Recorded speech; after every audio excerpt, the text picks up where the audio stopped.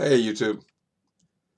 Well, I thought I'd come on here and speak about what people seem to be talking about today, which is this Lil Wayne interview with Nightline.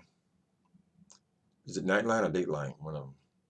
Anyway, I just been kind of seeing it all over the place, all over Facebook, YouTube.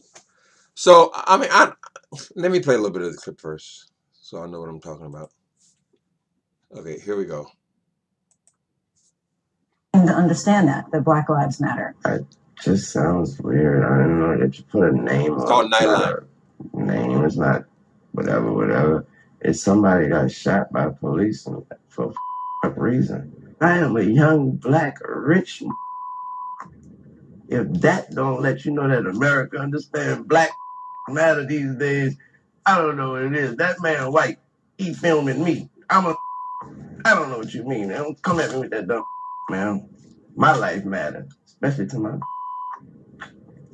Do you feel, though, connected to? I don't feel connected to a damn thing. That ain't got nothing to do with me.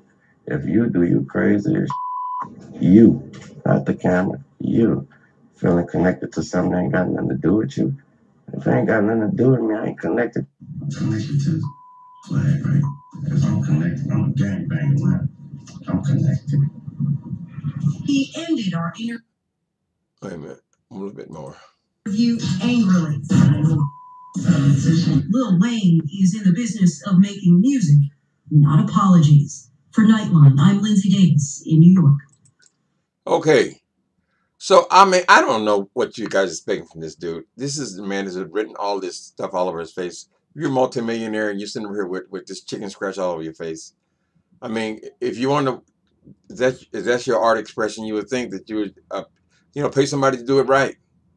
They're tattoo artists, they make, they make art on your face. I mean, on your face. That tells you right there, this is not somebody you're supposed to be looking to for commentary about anything that really matters. I mean, he's obviously his voice is he is obviously high most of the time. Um, I don't know what you we're acting like he's supposed to be some kind of spokesman for Black Lives Matter or any other kind of matter. Just because he sings, because he raps. I mean, I don't know. I mean, I can admire that a person is successful of doing what they love to do. But I wouldn't go to that person for recipes on how to perform successful brain surgery. I mean, obviously he don't know a damn thing about it. So why are you even asking him about it? He probably lives in his own little world where he's traveling all the time. He's making all this money. He's not going to try to offend his white audience because his audience seems to be primarily white kids. So they put him on the spot because he says statements like this before. I've heard him say statements like this before. But I think it's wrong to expect these guys to have some kind of deep thought. And I guess what I was saying about the writing all over the face, I don't trust people who write all over their face. I just don't.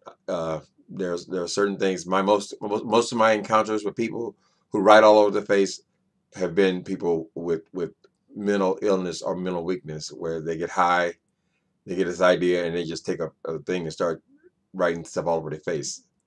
This is a sign of I don't know. I'm just not going to say a whole lot about that. I'm just going to say that I don't know why this man's opinion would matter outside of rap music. Really, you want to talk about rap music? Talk to that about it. I mean, talk to him about that. Not everybody is an activist. You shouldn't make people an activist because they have a voice. He has a voice for music, for rap music. So I'm sure he could probably answer those questions a whole lot better. Uh, as far as I'm concerned, Black Lives Matter. I'm not going to say anything negative publicly about that ever, because I just know you have to have soldiers. I mean, somebody has to be on the front lines, so I have to respect that. I mean, if we didn't have Martin, then where would we be now? So you get behind that person, even though if you're not an activist yourself. So I think that was a screw up, but he's probably half high. I mean, he seemed to be. He snapped at that woman. He was serious. She looked devastated after that interview. So he's probably half high. His brain is probably a little bit fried, and he makes good music, popular music. That's what it is. It is what it is. That does not make him a spokesman for anything outside of music, in my opinion. So anyway, I think he should have just kept his mouth shut about that. I mean, just for her to ask the question and him to say, well, what is that? Well, that tells you right there, you're not dealing with somebody with that's functioning on all cylinders. And so just the fact that he wouldn't have been that far removed from news or from what's going on, where he wouldn't even know what Lives Matter was, but the movement was even, or even heard about it, it tells you right there, this is not the person you should be asking for a commentary on Black Lives Matter. So anyway, it's just a short little opinion about that. Let these people sing, do what they do. You know, it's just like these people, you know, they go to actors and these people who make a living by acting.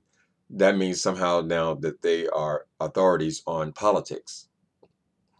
It's not true. They could be if they're very interested in that, but it's not an automatic thing. You know, if Beyonce comes and says something, now that I'm supposed to take that to be something that's important because she said it.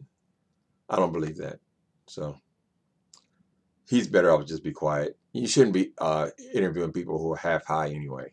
He should sober up before he have a clear mind before he's going to take on some kind of interview. And tell him if you're going to ask him about this, so he's prepared. He don't have the capacity to be thinking very deeply about things. So I think it's a mistake to expect that of him. You like his records, turn the record on. When the record's done, sit down somewhere. Anyway, so that's it. It's an opinion. Y'all ain't gonna like it, I know, but whatever it is. And another thing about though, we have to get over this idea that all black people think the exact same thing. We don't. We're just as varied. I mean, granted, when we come together, like in this election, we come together, we have a stronger voice. If we can agree on something, if we can agree on Hillary as opposed to Donald Trump, and we can all vote for Hillary Clinton, then yeah, we have power in that. And then if we split our vote all over the place, then we have less power. I can understand it in that way. But to think that all black people feel the exact same way or have the exact same experience or the same empathy or empathy. And he called himself a gangster. I would think he would know a little bit more about street life, but he said he's been in music for 20 some years. He looks like he's barely 30 years old. So, you know, I guess that's his whole life.